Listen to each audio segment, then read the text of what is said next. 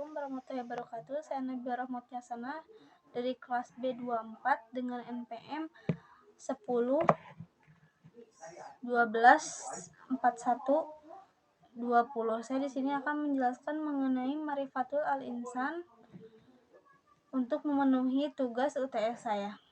Marifatul Al-Insan terbagi menjadi dua kata, yaitu marifat yang artinya mengenal, sedangkan Al-Insan yang artinya manusia atau diri sendiri. Jadi marifatul insan itu sendiri merupakan suatu proses mengenal diri sendiri, seperti yang dijelaskan dalam Quran surat Al-Baqarah ayat 34. Maka ingatlah ketika kamu berfirman kepada malaikat, sujudlah kamu kepada Adam, maka sujudlah mereka kecuali iblis. Ia enggan dan takabur, dan ia termasuk golongan orang-orang yang kafir. Yang kedua adalah asal penciptaan manusia, yaitu dari tanah dan ditiupkannya roh. Yang pertama adalah ditiupkannya roh, seperti yang dijelaskan dalam Quran surat As-Sajdah ayat 7, yang artinya memperindah segala sesuatu yang dia ciptakan, dan ia memulai ciptaan manusia dari tanah.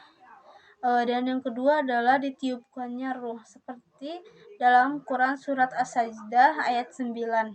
Kemudian dia menyempurnakannya dan meniupkan ke dalamnya ruh ciptaannya dalam tubuhnya, dan dia menjadikan pendengaran, penglihatan, dan hati bagimu.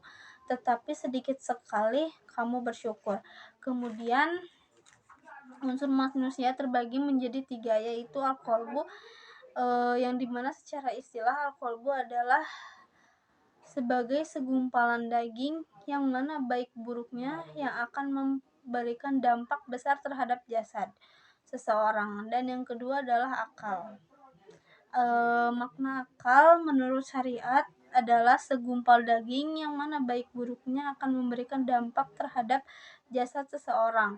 Sedangkan menurut makna lugawiyah yaitu jantung. Dan yang ketiga adalah jasad. Tanpa adanya jasad, tekad dan pengetahuan hanya akan menjadi impian dan teori yang kosong. Kemudian manusia diberikan amanah. Amanah itu terbagi menjadi 3, yaitu al-ibadah. Al-ibadah dibagi menjadi 3, yaitu kaum munafik, kaum musyrik, dan kaum mukmin. Dan yang kedua adalah khalifah, kepemimpinan di muka bumi yang menugaskan kepada manusia untuk mengelola bumi dan melakukan perintah Allah. Dan yang ketiga adalah balasan atau al-jazau, yang melakukan amal kebajikan dan memperoleh balasan kebaikan yang setimpal. Bahkan pahala yang diberikan bisa lebih dari apa yang kita kerjakan. Seperti dijelaskan dalam Quran surat At-Tin, A'udzubillahi minasyaitonirrajim.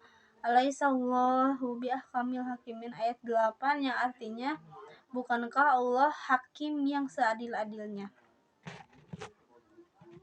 Kemudian marifatul hakikat insan. Hakikat manusia adalah makhluk. Makhluk menurut Kamus KBBI adalah yang diciptakan oleh Tuhan. Makhluk dibagi menjadi 4, yaitu al-fitrah, berada di atas fitrahnya, lemah, bodoh, dan fakir. Yang kedua adalah hakikat manusia yang dimuliakan, dibagi menjadi 3. Yang pertama adalah ditiupkannya roh, yang kedua memiliki keistimewaan, dan yang ketiga ditundukkannya pada alam. Yang ketiga adalah hakikat manusia yang dibebani, yaitu dibagi menjadi 2, yaitu beban, yaitu al-ibadah dan khilafah. Dan yang keempat adalah bebas memilih. Yang kelima adalah balasan atau pertanggungjawaban apa yang kita perbuat, yaitu antara neraka dan surga. Kemudian marifatul al-insan mengenai potensi manusia. Menurut pandangan Islam adalah suatu anugerah yang Allah berikan kepada manusia dalam bentuk yang sangat sempurna dengan kemampuan. Potensi manusia dibagi menjadi 3, yaitu pendengaran, penglihatan, dan potensi hati. Yang kedua adalah tanggung jawab.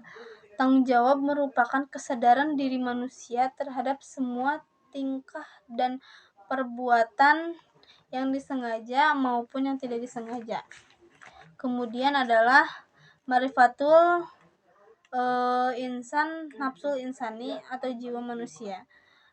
Nafs atau jiwa dalam pandangan Islam adalah diri manusia itu sendiri, nyawa, roh yang menyebabkan adanya kehidupan, sifat yang mendorong manusia untuk melakukan suatu perbuatan atau suatu perasaan pada diri manusia. Adapun tingkatan-tingkatan nafsul insani, yaitu jiwa manusia, terbagi menjadi 3, yaitu nafsul mutmainnah, nafsul lawamah, dan amarah. Mungkin itu yang bisa saya sampaikan. Assalamualaikum warahmatullahi wabarakatuh.